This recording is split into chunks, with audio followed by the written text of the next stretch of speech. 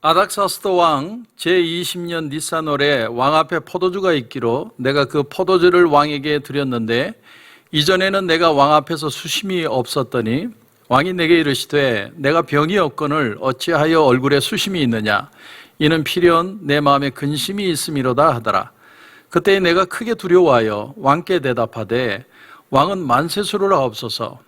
내 조상들의 묘실이 있는 성읍이 이제까지 황폐하고 성문이 불탔사오니 내가 어찌 얼굴에 수심이 없사오리까 하니 왕이 내게 이르시되 그러면 내가 무엇을 원하느냐 하시기로 내가 곧 하늘의 하나님께 묵도하고 왕에게 아뢰되 왕이 만일 좋게 여기시고 종이 왕의 목전에서 은혜를 얻어 싸우면 나를 유다 땅 나의 조상들의 묘실이 있는 성읍에 보내어 그 성을 건축하게 하옵소서 하였는데 그때 왕후도 왕 곁에 앉아 있었더라. 왕이 내게 이르시되 내가 몇 날에 다녀올 길이며 어느 때에 돌아오겠느냐 하고 왕이 나를 보내기를 좋게 여기시기로 내가 기한을 정하고 내가 또 왕에게 아뢰되 왕이 만일 좋게 여기시거든 강 서쪽 총독들에게 내리시는 조서를 내게 주사 그들이 나를 용납하여 유다에 들어가기까지 통과하게 하시고 또 왕의 살림 감독 아삽에게 조서를 내리사 그가 성전에 속한 영문의 문과 성곽과 내가 들어갈 집을 위하여 들보로 쓸 제목을 내게 주게 하옵소서 하며 내 하나님의 선한 손이 나를 도우심으로 왕이 허락하고 군대 장관과 마병을 보내어 나와 함께 하게 하시기로 내가 강 서쪽에 있는 총독들에게 이르러 왕의 조서를 전하였더니 호론 사람 산발락과 종이었던 암몬 사람 도비아가 이스라엘 자손을 흥왕하게 하려는 사람이 왔다 함을 듣고 심히 근심하더라. 아멘. 오늘 말씀을 보면 1절에 이렇게 시작을 합니다. 아닥사스다 왕 제20년 니산월에 이렇게 표현을 합니다. 역사적으로 보면 BC 444년 봄입니다. 그러니까 느헤미야가 지난 시간에 1장에 그렇게 간절한 마음으로 기도했던 시간으로 4개월이 지난 날이었습니다. 자, 그런데 제가 좀 앞뒤 상황, 정황을 여러분에게 좀 설명을 드리겠습니다. 이 느헤미야보다도 14년 앞서서 BC 457년경에 에스라라는 제사장이 이 포로들을 이끌고 2차 귀환을 자기 나라로 귀환을 합니다. 그래서 예루살렘 성에 에스라를 중심으로 한 많은 사람들이 예루살렘으로 돌아왔는데 그가 예루살렘에 돌아와서 예루살렘의 상황을 보니까 예루살렘 성은 다 회파되고 이 하나님의 백성들이 이방 사람들과 혼합하여 그렇게 결혼을 하여 살고 있는 겁니다. 너무 에스라가 마음이 답답하고 너무나 곤혹스러워서 에스라는 자기의 수염을 뜯고 자기의 또 수염을 뜯고 옷을 찢고 하나님 앞에 처절하게 기도를 하죠. 하나님 어떻게 이럴 수 있습니까? 우리 백성이 이렇게 하다가 포로로 잡혀갔는데 또 똑같은 짓을 하고 있습니다. 하나님 앞에 그렇게 간절한 처절한 마음으로 회개의 기도를 합니다. 그때 이스라엘 백성들이 마음에 찔림을 얻은 사람들이 그에게로 다시 돌아오죠. 그때 이 에스라가 그 돌아온 백성들과 함께 영적인 종교개혁을 다시 일으킵니다.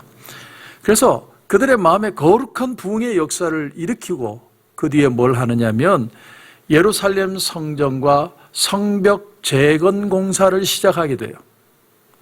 그런데 그 백성들이 전부 다 말씀의 은혜를 받고 한마음이 되었기 때문에 그 공사가 신속하게 이루어져 가는 겁니다. 자, 바로 그때 이것을 본 예루살렘 주변의 이방 민족들이 바싹 긴장을 하게 됩니다.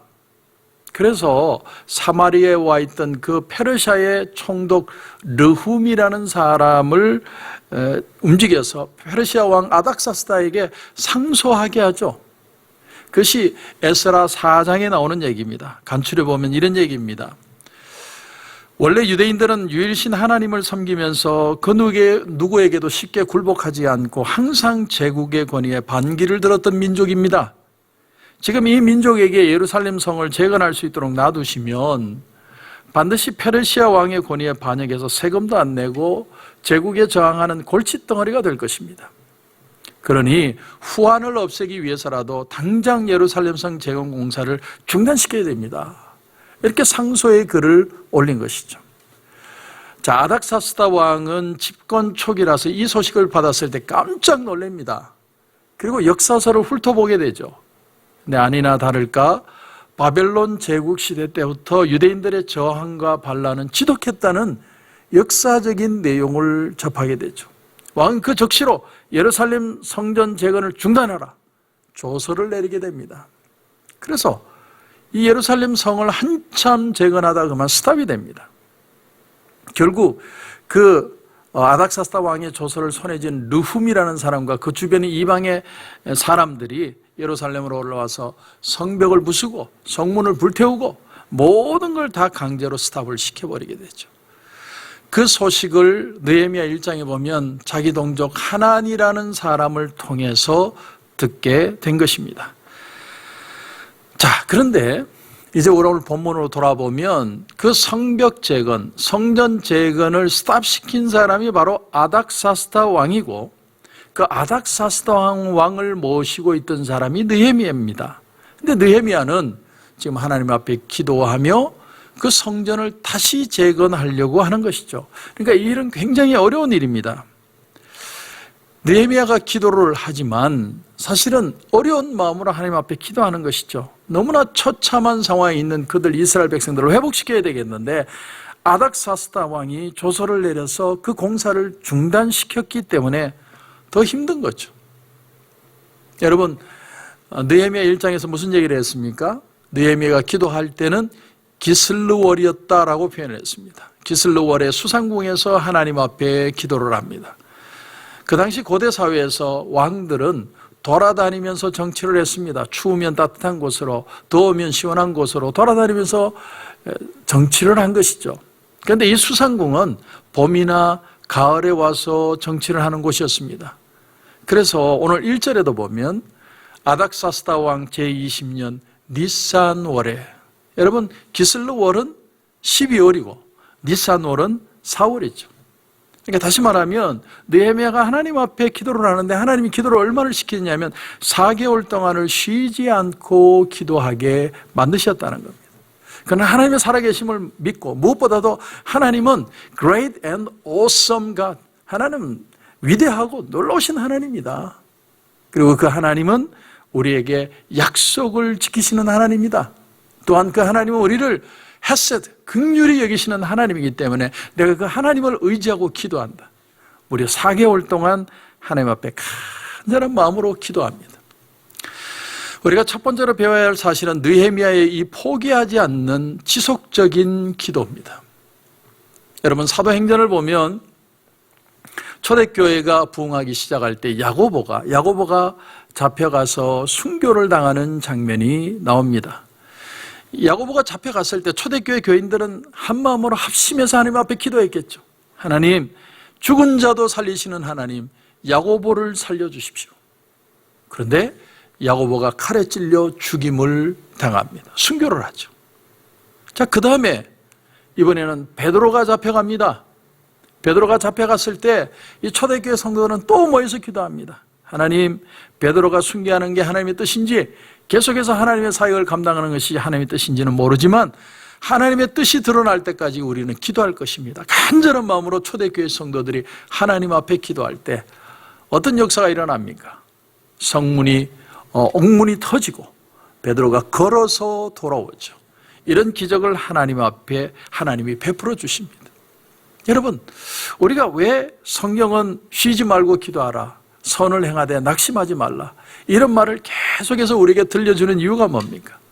하나님이 응답하실 때까지 기도하라는 거예요. 하나님의 응답이 있으면 하나님의 움직이심이 있고 하나님의 만지심이 일어나기 때문이라는 겁니다.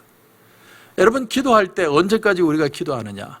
하나님이 우리의 마음에 평안을 주실 때까지 기도하는 거예요. 내 마음에 평안이 임하면 어떤 어려운 일이 있어도 나는 그 상황을 이겨나갈 수 있습니다. 왜냐하면 평안은 하나님이 주시는 것이고 하나님이 이기도록 하실 것이기 때문입니다. 여러분, 기도에 대한 태도는 두 가지로 크게 나뉘는데, 하나는 뭐냐면 기도하면 된다. 어떤 내용이든 그 문제가 어떤 것이든 내가 하나님 앞에 기도하고 내가 성령만 기다리고 있으면 하나님이 알아서 해 주실 것이다. 100% 하나님이 역사하실 것이다. 이거는 기도 같지만 사실은 신비주의라고 합니다. 신비주의. 그냥 허황된 것을 잡는 거죠. 하나님이 언젠가는 좋게 해주실 거야.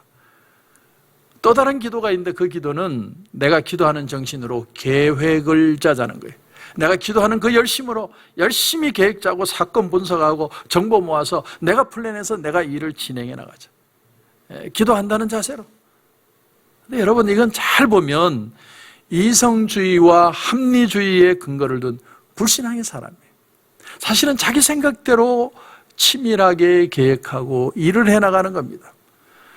여러분 기도라는 건 치밀한 계획과 작전을 짜는 것으로 대신할 수 없습니다. 기도한다는 건 하나님 앞에 맡기는 거죠. 하나님 앞에 맡긴다는 게 뭡니까? 내가 오늘도 성실하게 살고 있지만 하나님이 내게 지혜 주실 줄 믿고 하나님이 내게 소망의 그 항구로 다다르게 하실 것을 믿고 오늘을 성실하게 살지만 하나님 앞에 맡기는 삶이 기도하는 삶이라는 것이죠. 어느 교회에서 그랬다고 그러죠. 우리가 익히 아는 예화지만 이 지금 캘리포니아가 지금 가뭄이 들어서 호수들마다 땅이 쩍쩍 갈라지고 난리가 났습니다. 그래서 어느 교회가 모여서 오늘 우리 하나님 앞에 간절히 기도합시다. 비를 달라고 기도합시다. 그래서 철의 기도로 그들이 간절히 기도하는데 놀라운 사실은 그 비 올 줄 알고 우산을 들고 온 사람은 어린아이 하나밖에 없었다. 여러분 그런 얘기를 들어보셨을 겁니다. 우리가 기도를 한다는 건 응답해 주실 하나님을 믿고 기도하면서 그에 따른 준비도 해야 된다는 거예요. 우리가 그냥 막연히 손 놓고 하나님 알아서 해 주십시오가 아니라 하나님 앞에 기도하지만 하나님이 주시는 지혜를 가지고 나는 오늘도 걸어가겠습니다 하는 자세가 바로 믿음의 사람의 자세라는 것이죠.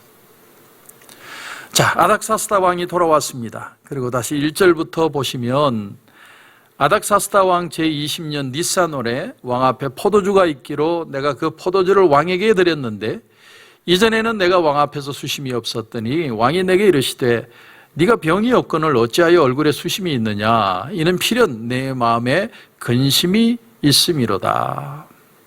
제가 주일날 말씀드렸던 그 에스더의 남편 아하수에령 왕과 비슷하게 느헤미야가 섬기던 아닥사스다 왕도 역사적으로 보면 변덕스럽고 배신자들과 쉽게 결탁을 해서 어리도 없고 나약한 왕이었다고 합니다.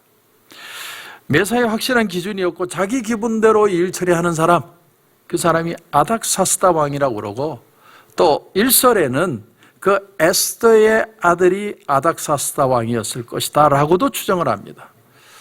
그래서 하나님이 더 느헤미야에게 기도를 시킨지도 모릅니다. 너무나 변덕스럽고 너무나 자기 마음대로 하는 사람이기 때문에 하나님이 더 기도를 시키고 하나님 앞에 나가는 그런 삶을 하나님이 요구하셨다는 거죠.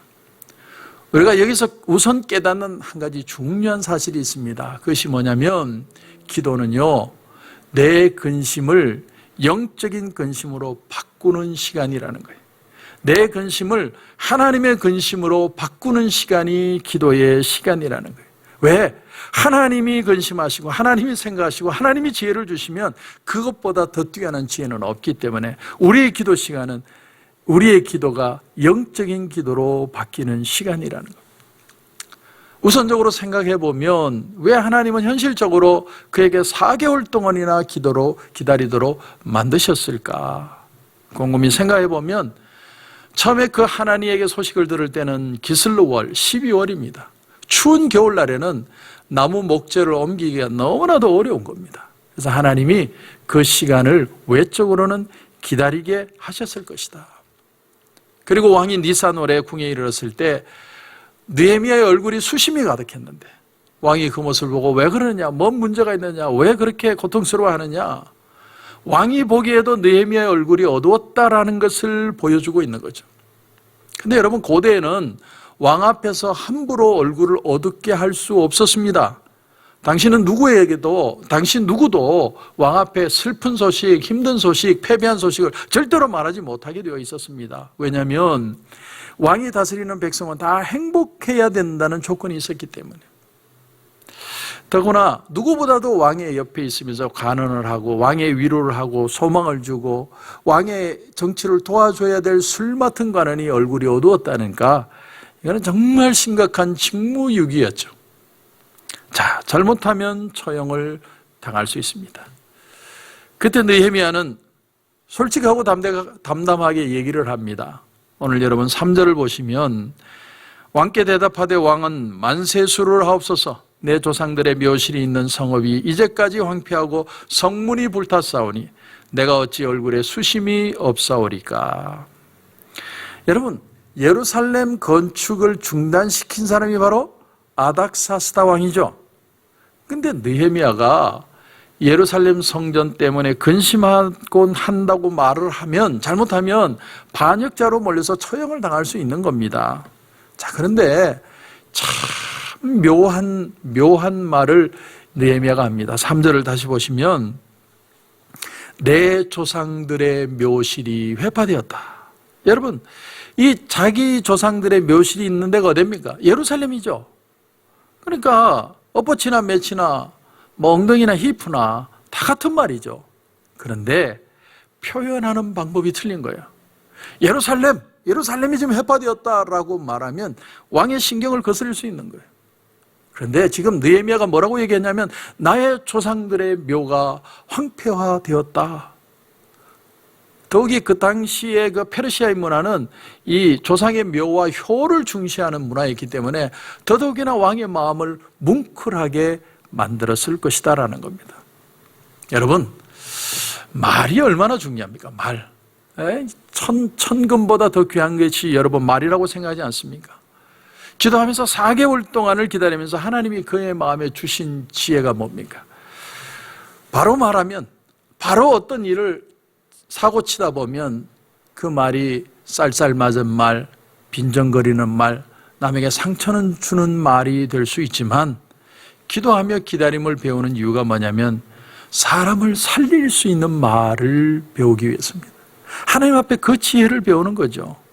느헤미야는 거짓말한 게 아닙니다. 거짓말을 하지 않으면서도 상대편의 마음을 얻는 말을 합니다. 그러니까 솔직한데 무례하지 않은 거죠. 여러분, 이게 진짜 지혜라는 겁니다. 마태복음 10장에 보면 예수님이 이런 말씀을 하시는 구절이 나옵니다. 너희를 넘겨줄 때에 어떻게 또는 무엇을 말할까 염려하지 말라. 그때에 너희에게 할 말을 주시리니 말하는 이는 너희가 아니라 너희 속에서 말씀하시는 이 곧 너희 아버지의 성령이시니라. 성령께서는 언제나 우리가 기도할 때 영혼을 살리는 지혜를 주십니다. 그래서 우리가 누구를 만나든 어떤 일을 만나든 하나님의 지혜를 구하는 기도를 해야 되는 이유가 바로 여기에 있다는 거예요. 여러분, 인내하는 시간은 참 지루하고 답답할 수 있습니다. 보링한 시간일 수 있습니다. 하지만 그 시간은 성령이 우리의 마음을 움직이시고 하나님을 향한 열정을 회복하게 하시고 우리의 마음에 지혜를 주시고 하나님이 외부의 환경을 만지시는 시간으로 역사하시는 시간이라는 거예요. 여기에 기도에 진짜 가치가 있다. 자, 그래서 이제 왕의 말을 보십시오. 4절을 여러분 보시면 4절에 왕이 내게 이르시되 그러면 네가 무엇을 원하느냐 하시기로 내가 곧 하늘의 하나님께 묵도하고 이렇게 표현합니다. 여러분, 사람에게 찬스가 올 때 찬스는 잡기 위해서 있고 빨리 올라서야 됩니다. 찬스를 놓치면 그 기회는 내가 언제냐고 생각지도 못할 때 놓쳐버리고 가버릴 수 있기 때문에. 그런데 느헤미야가 뭐를 했다고요? 오늘 4절을 다시 보시면 내가 곧 하늘의 하나님께 묵도하고, 왕이 나를 도와준다고 그래서 바로 왕의 말을 잡지 않습니다. 내게 어떤 사람이 오고 돈이 잡힐 것 같아서 돈을 잡고 사람에게 줄을 서지 않습니다. 왜냐하면 그 사람의 마음에 그런 말을 할 수 있도록 감동을 주신 분이 하나님인 줄 믿기 때문에 급할수록 중요할수록 더 하나님 앞에 기도하는 것이죠. 그래서 이게 정말 하나님이 주신 기회일까? 정말 이 기회를 통해서 하나님이 역사하실 것인가? 그래서 하나님 앞에 기도하는 거죠. 여러분, 4개월이라는 시간 동안 느헤미야는 끊임없이 기다렸습니다. 그리고 지금 하나님이 찬스를 주셔서 아닥사스다 왕을 통해서 무언가 일을 이루려 할 때 내가 곧 하늘의 하나님께 묵도하고, 짧은 시간이지만 하나님 앞에 기도했다라는 거예요. 느헤미야는 4개월의 시간 동안에 그 기도하는 것을 배운 겁니다. 엘리야가 이방의 제사장들과 대결을 할 때, 영적 대결을 할 때 엘리야가 저녁 소제 드릴 때 하나님 앞에 기도했다라는 표현이 나와요. 저녁 소재 드릴 때, 다시 말하면 예배 드리는 시간에, 저녁 예배 시간에 하나님 하늘로부터 불로 임하여 주시옵소서. 그런 기도를 하나님 앞에 드립니다. 그런가 하면 베드로와 요한이 성전 미문에 앉아있는 안전뱅이를 일으킬 때 그 시간은 기도하러 가는 시간이었다라는 거예요. 기도하러 가는 시간. 사랑하는 성도 여러분, 영적인 습관을 가지게 되는 걸 따분하게 생각하지 마십시오. 내가 이렇게 예배 시간에 나와서 하나님 앞에 예배드리고 말씀을 듣고 기도를 하는 것이 계속 되어야 되는 겁니다. 왜냐하면 이 시간은 지루해버리고 보링하게 보일지 몰라도 하나님이 역사를 움직이시고 우리의 환경을 만지는 시간이기 때문에 그렇다는 것입니다. 날마다 하나님 앞에 나와서 어떤 말씀이든 집중해서 듣고 그 말씀을 듣고 기도하는 시간. 최경주 선수 얘기를 최근에 자주 얘기를 하는데, 최경주 선수가 PGA 경기를 나가서 한 샷 한 샷을 칠 때마다 하나님 앞에 기도했다고 그러죠. 여러분, 습관이 안 된 사람은 절대 그렇게 못합니다. 한 스윙을 할 때마다 하나님 앞에 기도하는 거예요. 기도가 습관화되고 말씀을 듣는 게 습관화되지 않으면 우리의 삶에 하나님의 역사는 그만큼 적어진다는 것입니다. 자, 그래서 이제 왕이 느헤미야에게 무엇을 원하느냐 이렇게 질문을 했더니 기다렸다는 듯이 이런 말을 합니다. 여러분 7절을 보십시오. 내가 또 왕에게 아뢰되 왕이 만일 좋게 여기시거든 강 서쪽 총독들에게 내리시는 조서를 내게 주사 그들이 나를 용납하여 유다에 들어가기까지 통과하게 하시고 또 왕의 살림 감독 아삽에게 조서를 내리사 그가 성전에 속한 영문의 문과 성곽과 내가 들어갈 집을 위하여 들보로 쓸 제목을 내게 주게 하옵소서.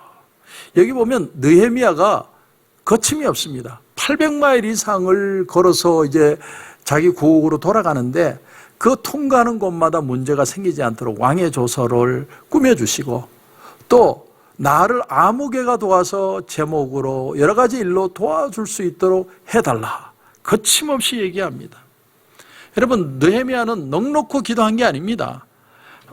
모든 것을 기도하는 가운데 하나님이 지혜를 주시는 대로 계획을 짭니다. 만약에 하나님이 왕을 통해서 어떤 허락을 주신다면 하나님 나는 이렇게 할 것입니다. 하나님 앞에 그렇게 기도했다는 거죠. 여러분, 기도하는 시간은 또한 성실하게 내 삶을 소망 안에 계획하고 살아가는 시간이라는 걸 여러분은 기억하셔야 됩니다. 맹인 바디메오가 여리고 성에서 나가시는 주님을 보고 다윗의 자손 예수여 나를 불쌍히 여겨 주옵소서. 제자들이 야 조용히 해라 시끄럽다. 그러니까 이 바디메오가 더 큰 목소리로 다윗의 자손 예수여 나를 불쌍히 여겨 주옵소서. 그때 예수님이 그에게 다가와서 내가 너에게 무엇을 해주길 원하느냐. 찬스가 왔습니다. 그때 바디메오가 내가 눈도 뜨고 싶고 돈도 필요하고 이쁜 여자도 필요하고 내가 살아가면서 억울한 일 당한 거, 고통당한 거 하나님 이거 다 보상받고 싶습니다. 그렇게 말하지 않죠. 그런 우스갯소리를 제가 말씀을 드린 적이 있는데 어떤 청년이 신께 기도를 하는 거예요. 내 소원을 좀 들어달라고. 근데 어느 날 펑 하고 신이 나타나서 네 소원이 뭐냐? 내가 한 가지만 들어주겠다. 그런데 이 청년이 생각해 보니까 나는 돈도 필요하고 이쁜 여자도 필요하고 결혼도 해야 되겠거든요. 그래서 내가 빨리 말하면 한 가지로 알아듣겠지. 그래서 이 청년이요 빨리 얘기했대요. 돈 여자 결혼, 돈 여자 결혼 이렇게 얘기했대요. 그랬더니 신이 그 청년의 기도에 응답을 해가지고 평생을 미친 여자와 평생을 살았다. 그런 재밌는 얘기가 있는데 거지 바디메오는 주님이 내가 너에게 뭘 해주기를 원하느냐. 그 순간에 쉼없이 바로 대답을 합니다. 주여 내가 보기를 원하나이다. Rabbi, I wanna see. 이렇게 표현합니다. 그는 마음에 소원하는 것이 하나밖에 없었어요. 그 열망을 가지고 주님이 질문할 때 바로 대답을 합니다. 여러분 우리가 기도할 때요 분명한 목적과 분명한 내용을 가지고 기도할 줄 알아야 됩니다. 하나님, 이를 통해 하나님의 역사가 나타나기를 원합니다. 쉬지 않고 끝까지 하나님의 역사가 나타날 때까지 기도하는 것입니다. 자, 여러분 6절에 보면 6절에 그때 왕후도 왕 곁에 앉아 있었더라. 왕이 내게 이르시되 내가 몇 날에 다녀올 것이며 어느 때에 돌아오겠느냐 하고 왕이 나를 보내기를 좋게 여기시기로 내가 기한을 정하고. 왕이 언제 가느냐 이렇게 물은 게 아니라 언제 돌아올 거냐라고 질문했어요. 그건 우리에게 뭘 말해주느냐 하면 그만큼 왕이 느헤미야를 아꼈다는 걸 말해주는 거죠. 느헤미야는 그만큼 성실하고 그만큼 실력이 있는 사람이에요. 그래서 왕이 흔쾌히 허락도 하지만 또한 그가 다시 내 옆에 돌아오기를 기다리는 그런 좋은 사람, 능력 있는 사람이었다는 걸 우리에게 가르쳐 줍니다. 여러분, 이게 중요합니다. 기도만 하는 게 아니고 기도하는 만큼 성실하고 자신의 일을 성실하게 감당해내는 사람이 되어야 한다는 겁니다. 여러분, 140여 년 전에 이곳 미국의 뉴욕이 번창을 하자 이 맨하탄에서 브루클린까지 사람들이 왕래하는 사람들이 늘어나기를 시작합니다. 그런데 다리가 없던 때니까 다 배를 타고 왔다 갔다 하는데 워낙 물살이 거세서 정말 다니는 게 불편한 거예요. 그리고 아무도 다리를 세울 생각을 못 하는 겁니다. 물살이 너무 거세니까. 그런데 존 레블링이라는 사람이 교각 없는 다리를 설계를 합니다. 교각 없이 다리를 세우겠다는 거죠. 많은 전문가들이 미쳤다고 얘기했습니다. 하지만 레블링은 그것을 굴복하지 않고 자기 아들 워싱턴 레블링과 함께 그 교각 없는 다리를 플랜하고 건설하기 시작합니다. 처음부터 여러분 난공사였습니다. 불과 몇 달이 못 돼서 뜻하지 않은 사고로 존 레블링이 운명을 달리합니다. 그는 그 시간에 죽고 맙니다. 존이 죽고 난 뒤에 근데 그 아들 워싱턴 레블링이 계속해서 공사를 이어나갑니다. 그러다가 이 아들도 강압병이라는 병이 걸리게 돼요. 그래서 온 사지를 전혀 못 쓰는 겁니다. 온몸이 굳어버린 거예요. 근데 이 손가락 하나는 움직일 수 있어요. 그 손가락 하나로 침실에서 아내를 톡톡 건드려서 이 손가락 하나로 대화를 하는 거예요.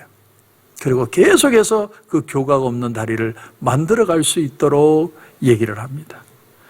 그 워싱턴 레블링의 그 열심에 탐복한 많은 인부와 일하는 사람들이 밤낮을 가리지 않고 열심히 일을 해서 그 교각 없는 다리를 기어코 만들어냅니다.